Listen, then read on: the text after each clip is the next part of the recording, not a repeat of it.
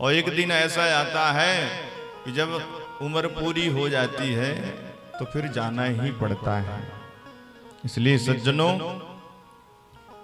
मृत्यु को महोत्सव अगर बनाना है तो हमें भगवान की चरण शरण ग्रहण करना ही पड़ेगा। देखो परीक्षित, जिसको जल्दी मरना है, जिसकी मृत्यु निश्चित हो गई है कि अब हमें मरना ही है, तो सबसे पहले उसको 3 काम करने चाहिए। कौन कौन से? तस्मात् भारत सर्वात्मा भगवान ईश्वरो हरि श्रोतव्यः कीर्तितव्यश्च स्मर्तव्यश्च इक्षताभयम्। सबसे पहला काम, तस्मात् भारत सर्वात्मा। अरे भारत, सुखदेव जी परीक्षित को भारत कह करके संबोधित कर रहे हैं। क्यों? क्योंकि परीक्षित भारतवंशी हैं। गीता में भी भगवान अर्जुन को कई बार भारत कह के संबोधित किए, क्योंकि अर्जुन भी भारतवंशी हैं।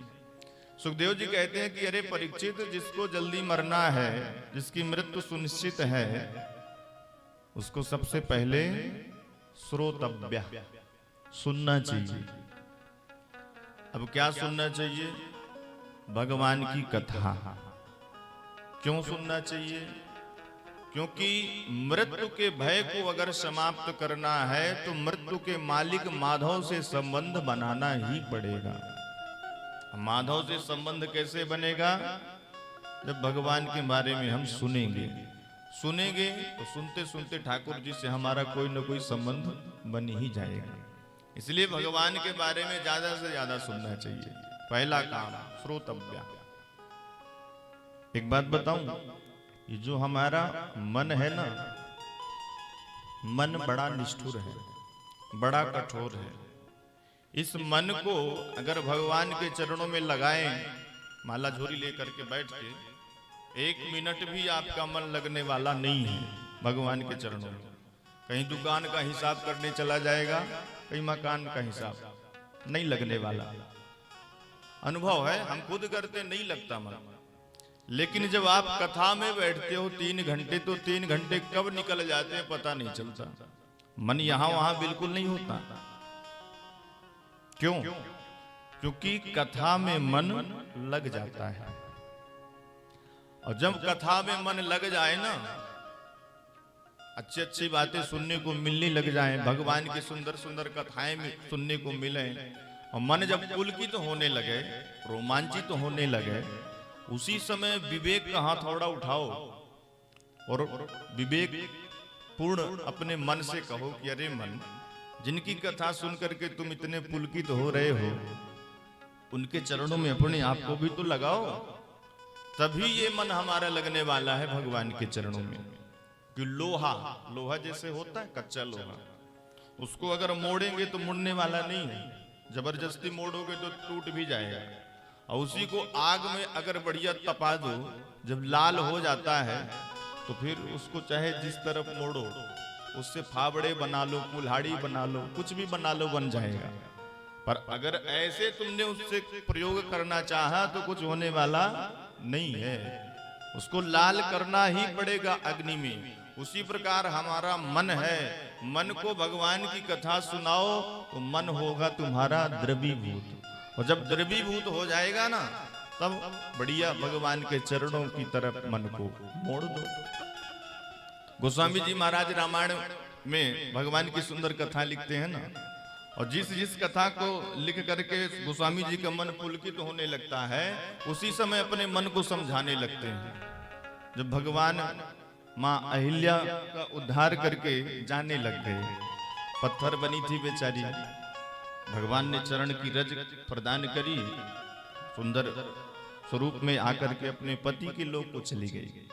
उसी समय गोस्वामी जी का मन बड़ा पुलकित हो गया भगवान की ये कथा देखकर, सुनकर, कि भगवान कितने कृपालु हैं, कितने करुणाकर हैं, जीवों के ऊपर, पापों के ऊपर पर्दा डाल करके उनको अपने चरणों में प्रदान करते हैं। उसी समय पुलकित हुआ गोस्वामी जी का मन और अपने मन को डांटने लग गए। क्या कहते हैं? अस प्रभु दीन बंधु हरि कारण रहित दया तुलसीदास सठते ही भज छाड़ी कपट जंजाल। अरे मन, जिनकी कथा सुनकर के तू जो इतना पुलकित हो रहा है, इतना द्रवीभूत हो रहा है, उनके चरणों में अपने आप को भी तो लगा भाई। तो सबसे पहले क्या करना है?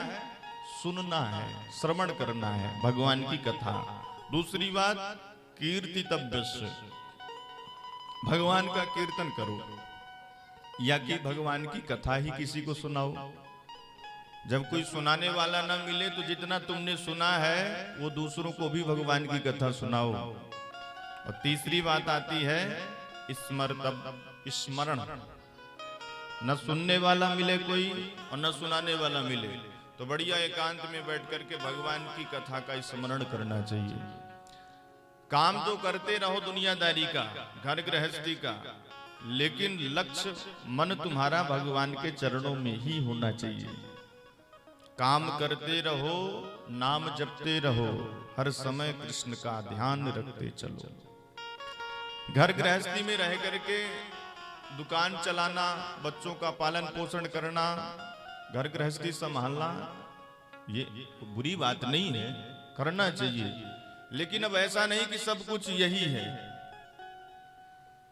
मेन उद्देश्य को कभी भूलना नहीं चाहिए। भगवान का स्मरण सदैव बना रहना चाहिए। इन तीन बातों का अभ्यास धीरे धीरे हर व्यक्ति को करना ही चाहिए। श्वास श्वास पर कृष्ण भजी, वृथा श्वास जनि खोए, ना जाने या श्वास की आवन हो ये न हो। हर श्वास में भगवान का स्मरण होना ही चाहिए। यह अभ्यास जीवन में बना लेना चाहिए।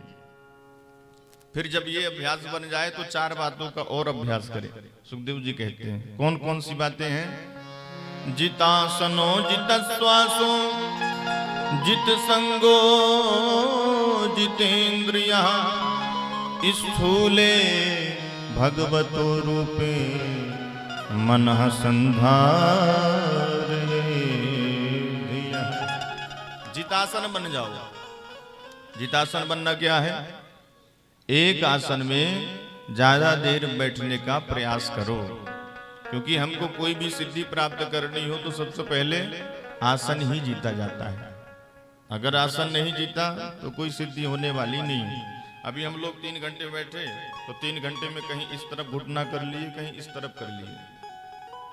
तो क्योंकि आसन हमारा ठीक नहीं है, इसलिए तो ऐसा हो रहा है। और जिस दिन आसन जीत लेंगे तो एक आसन में ही बैठे रहोगे कई घंटों, तो आसन जीतना चाहिए।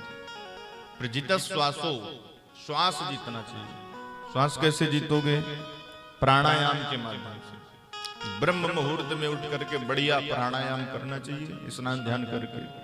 प्राणायाम से तो शरीर भी स्वस्थ हो जाता है, मस्त हो जाता है। प्राणायाम होना चाहिए। फिर जित संगो, संग कैसे जीतोगे? अच्छे लोगों का संग करो, बुरे लोगों का संग छोड़ो। क्योंकि अच्छाई थोड़ा देर में आती है और बुराई तो जल्दी आती है महाराज। इसलिए अच्छे लोगों का ही संग करना चाहिए। चौथी बात आती है जितेंद्रिय बनो। अपनी इंद्रियों को अपने वश में करके रखो। इंद्रियां क्या हैं? 5 ज्ञान इंद्रियां, 5 कर्म इंद्रियां हैं। ये आंख, कान, नाक, जिह्वा, ये हमारी इंद्रियां ही तो हैं। तो इन इंद्रियों को खुला नहीं छोड़ो।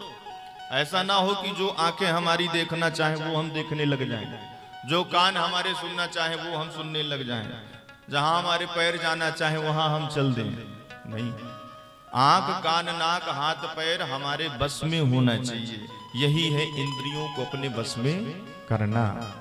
इंद्रियों का सेनापति मन है, तो जब इंद्रियां बस में हो जाएंगी तो मन भी बस में हो जाएगा। देखना इंद्रियों के न घोड़े बढ़े, इनमें हरदम ये संयम के कोड़े पड़े।